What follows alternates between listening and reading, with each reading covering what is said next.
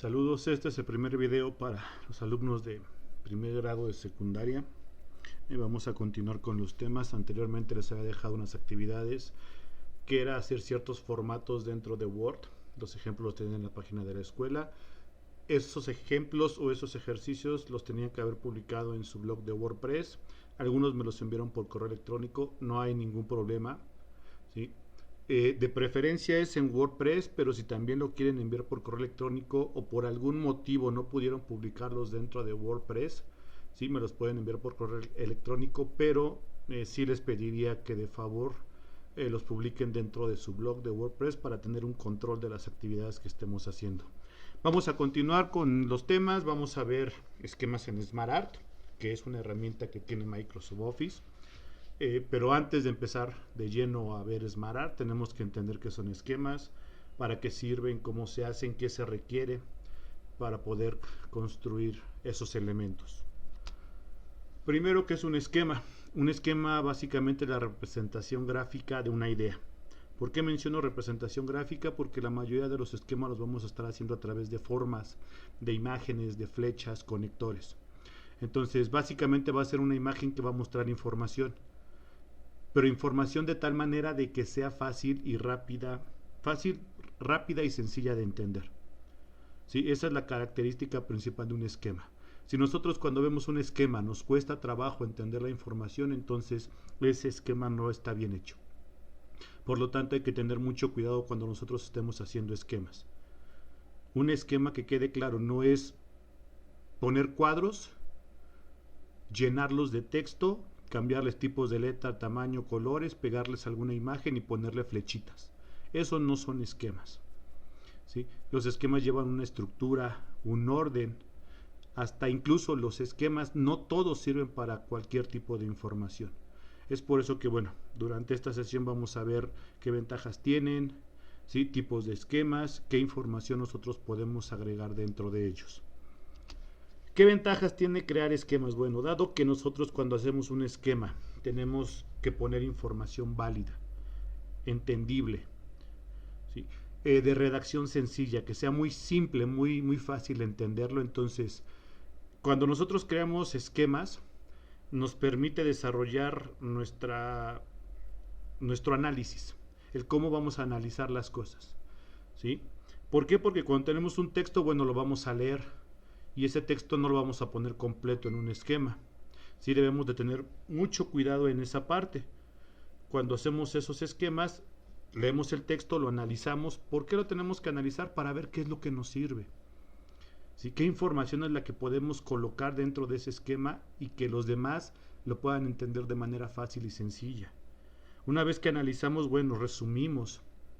Si ya les había mencionado, no vamos a poner gran cantidad de texto en un esquema. Siempre debemos de procurar poner la cantidad mínima de texto posible. Entre menos información tenga, pero más entendible sea, más fácil, ¿sí? Va a ser para nosotros saber qué es lo que nos está mostrando ese esquema. Entonces, esa parte nos va a permitir a nosotros desarrollar la realización de esquemas, ¿sí? Nos va a permitir también desarrollar la parte creativa, porque ya en la actualidad ya los esquemas van más allá de solamente cuadros y líneas, ¿sí? Ya requieren una parte muy creativa, ¿sí? En la actualidad, para que nosotros podamos diseñar un buen esquema. Nos permite a nosotros también facilitar la memorización. ¿Por qué? Porque al estudiar los temas para poder resumirlos y esquematizarlos, bueno, pues vamos a tener una comprensión de lo que estamos haciendo, un entendimiento. Y no solamente nos vamos a memorizar las cosas, sino que las vamos a entender y podemos generar incluso más conocimientos a través de ese entendimiento que nosotros tengamos del tema.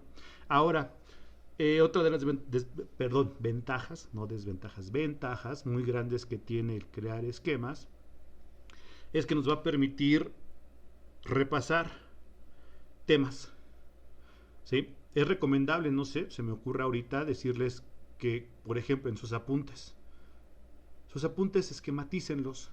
Obvio, no los van a poder hacer durante las clases, porque hacer un esquema pues lleva tiempo. Pero lo que pueden hacer es tener sus apuntes y en sus casas leerlos, resumirlos y hacer el esquema. Y cuando ustedes tengan que estudiar o repasar cosas, van a ver que se les va a hacer mucho más fácil entender o recordar esos temas que quieren o necesitan repasar. Ya les había mencionado que entonces cuando nosotros hacemos esquemas, pues cada esquema va a tener sus propias características. Yo no puedo hacer esquemas así porque sí.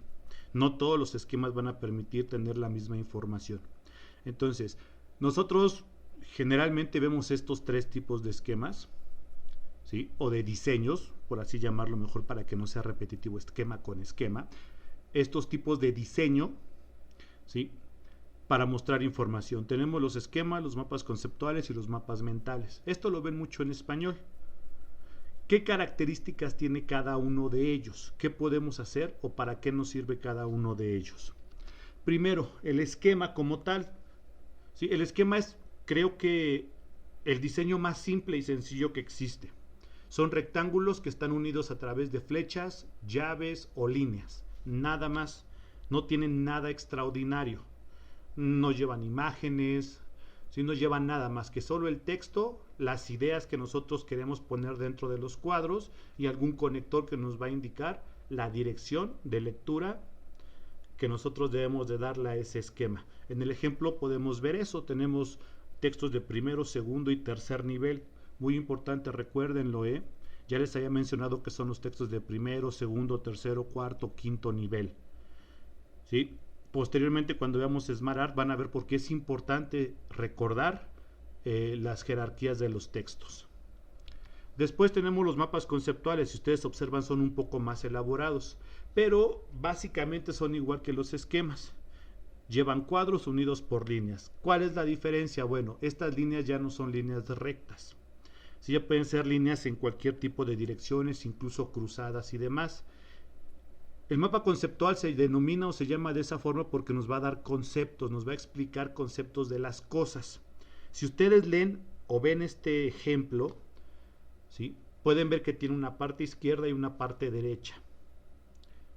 Los cuadros que están sombreados o de color negro, negro clarito, ¿sí? Son conectores, van a unir las ideas de cada uno de los cuadros blancos.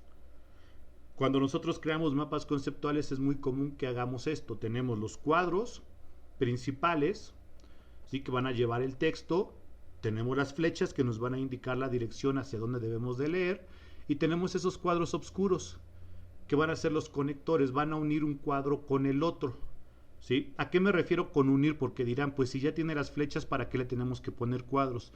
Bueno, lo que va a hacer no es una unión física, ¿sí? Sino que va a ser una pues unión gramatical, si así lo quieren ver, de la información que tenemos dentro de ese esquema. Por ejemplo, dice, mapa conceptual se compone de conceptos. Los conceptos se representan por rectángulos. Los rectángulos son símbolos. ¿Sí? Si ustedes leen la información conforme van las flechas, se van a dar cuenta que entonces nos está explicando, ¿sí? Todo lo que tiene que ver con el mapa conceptual. Después dice, mapa conceptual se compone de conceptos y se designan con sustantivos o frases nominales, ¿sí? Que son las etiquetas. Ahora, si leemos el lado derecho, dice, mapa conceptual se compone de proposiciones que se representan por líneas, que son símbolos. Y la última parte dice, mapa conceptual se compone de proposiciones que se designan con verbos o frases verbales y son etiquetas. Si ustedes observan lo que dice sustantivos o frases nominales y verbos o frases verbales, los dos al final se unen en etiquetas. ¿Qué quiere decir eso?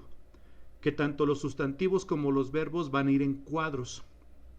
La diferencia es que los verbos van a ser los que van a conectar, los que están en los cuadros negros. Y los sustantivos, por así decirlo, son los que explican el tema. Son los que tenemos en los cuadros blancos. Después, rectángulos y líneas, ambos al final se van a unir en símbolos. Las líneas nos van a unir cosas, los rectángulos van a almacenar la información que nosotros queramos dar a conocer dentro de ese mapa. Entonces es un poco más laborioso, sí, pero nos va a permitir a nosotros mostrar información de manera muy práctica, muy sencilla. Por último, dentro de los tres elementos tenemos el mapa mental. El mapa mental es la unión, si así lo quieren ver, de los dos anteriores, tanto del esquema como del mapa conceptual, ¿sí? ¿Qué características tiene el mapa mental? Bueno, que ya va a ser visualmente más atractivo, que ya permite el uso de imágenes, ¿sí? Ya permite el uso de objetos para resaltar la información.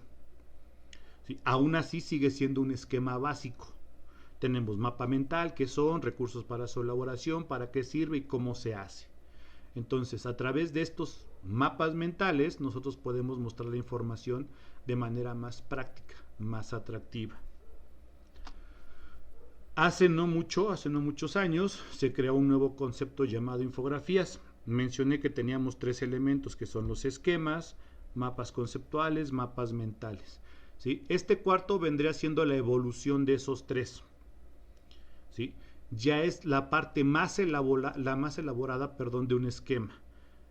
¿Qué es una infografía? Una infografía es la representación gráfica de información, ¿sí? Al igual que los otros elementos. Todo es representación gráfica. La diferencia es que acá el atractivo visual ya toma un papel muy importante dentro de nuestro esquema. Quizá en los otros 3 ejemplos, bueno, pues no era tan importante ese adorno, por así decirlo, de la información. A lo mejor en el mapa mental sí un poquito ya empezábamos a adornar las cosas, pero no era tan relevante. Acá no, acá en las infografías sí es muy importante, ¿sí?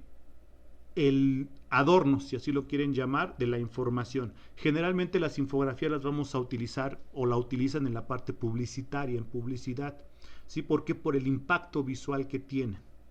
¿Sí? Dan a conocer una idea de forma práctica, sencilla, rápida y atractivamente visual. Entonces, las infografías yo creo que sí son muchísimo más complicadas de hacer que los otros 2 ejemplos, pero nos permiten a nosotros mostrar información, ¿sí? De manera muchísimo más agradable que las otras 3 opciones. Hasta aquí dejamos este video. Espero que haya quedado claro qué son los esquemas, los tipos de esquemas que hay. ¿Sí? En el siguiente video vamos a ver ya específicamente SmartArt y qué tipo de información se puede colocar dentro de los elementos de SmartArt. Nos vemos en el siguiente.